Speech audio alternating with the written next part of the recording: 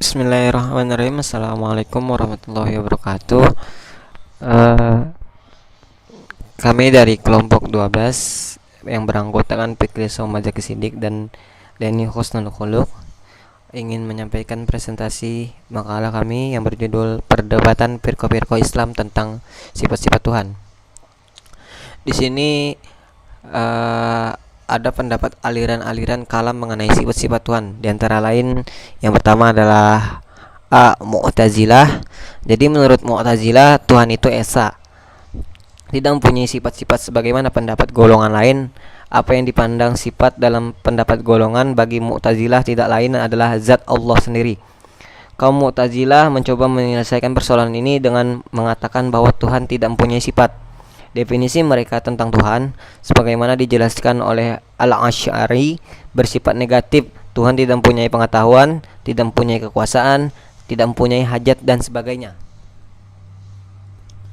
Terus di sini ada pandangan tokoh-tokoh Mu'tazilah tentang sifat-sifat Tuhan. Yang pertama adalah An-Nazam, menfikan pengetahuan, kekuasaan, pendengaran, melihat dan qadim dengan dirinya sendiri, bukan dengan kekuasaan perkehidupan, penglihatan dan kekadiman, kemudian pula dengan sifat-sifat Allah yang lain.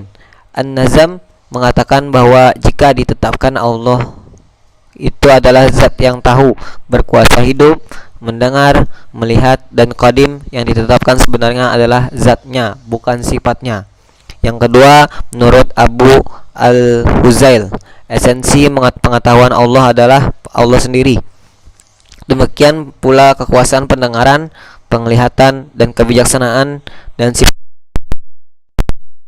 Tuhan mengetahui dengan esensinya. Kata Al-Juz, untuk mengetahui, Tuhan tidak berhajat kepada suatu sifat dalam bentuk pengetahuan atau keadaan mengetahui. Sebaliknya, Abu Hashim berpendapat bahwa arti Tuhan mengetahui melalui esensinya ialah Tuhan mempunyai keadaan mengetahui. Lanjut.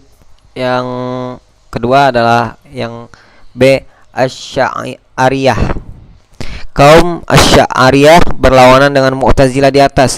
Mereka dengan tegas mengatakan bahwa Tuhan mempunyai sifat. Menurut Al-Asy'ari sendiri tidak dapat diingkari bahwa Tuhan mempunyai sifat. Dan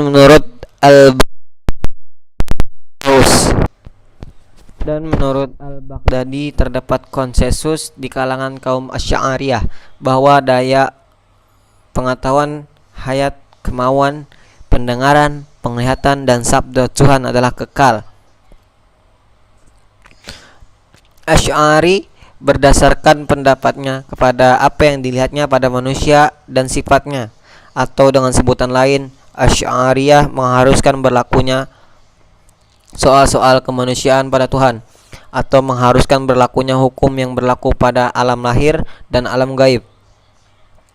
Dari pendapat Asy'ariyah yang demikian ini terlihat seolah-olah mereka menerima pandangan Mu'tazilah, tetapi sebenarnya tidak demikian. Golongan Asy'ariyah tetap menolak pandangan Mu'tazilah sebab mereka memiliki penafsiran terhadap perkataan bukan lain zat, dengan mengatakan bahwa sifat-sifat itu tidak bisa lepas dari zatnya. Lanjut. Yang C-nya adalah Maturidiyah. Aliran ini mengatakan bahwa pembicaraan tentang sifat harus didasarkan atas pengakuan bahwa Tuhan mempunyai sifat-sifat. Sifat-sifatnya sejak zaman azali, tanpa pemisahan antara sifat-sifat zat seperti qadrat dan sifat-sifat yang berhubungan dengan af'al seperti menciptakan, menghidupkan, dan lain-lain. Sifat-sifat tersebut menurut golongan Maturidiyah tidak boleh diperbincangkan apakah hakikat zat atau bukan. Kaum Maturidiyah golongan Bukhara karena juga mempertahankan kekuasaan mutlak Tuhan, berpendapat bahwa Tuhan mempunyai sifat-sifat. Sedangkan kaum Maturidiyah golongan Samarkand dalam hal ini kelihatannya tidak sepaham dengan Mu'tazilah, karena Al-Maturidi mengatakan bahwa sifat bukanlah Tuhan, tetapi pula tidak lain dari Tuhan. Aliran Maturidiyah mengatakan bahwa pembicaraan tentang sifat harus didasarkan atas pengakuan bahwa Tuhan mempunyai sifat-sifatnya sejak zaman azali tanpa pemisahan antara sifat-sifat zat seperti kodrat dan sifat-sifat yang berhubungan dengan af'al seperti menciptakan, menghidupkan, dan lain-lain. Dalam membicarakan sifat-sifat Tuhan menurut Maturidi harus menggunakan cara tashbih dan tanzil bersama-sama. Sifat-sifat Tuhan itu qadim dan tidak bisa diterangkan kecuali menggunakan kata-kata yang biasa dipakai untuk lingkungan manusia yang berarti dipersamakan. Tasbih. Jadi cukup sekian dari penjelasan kami dari kelompok 12.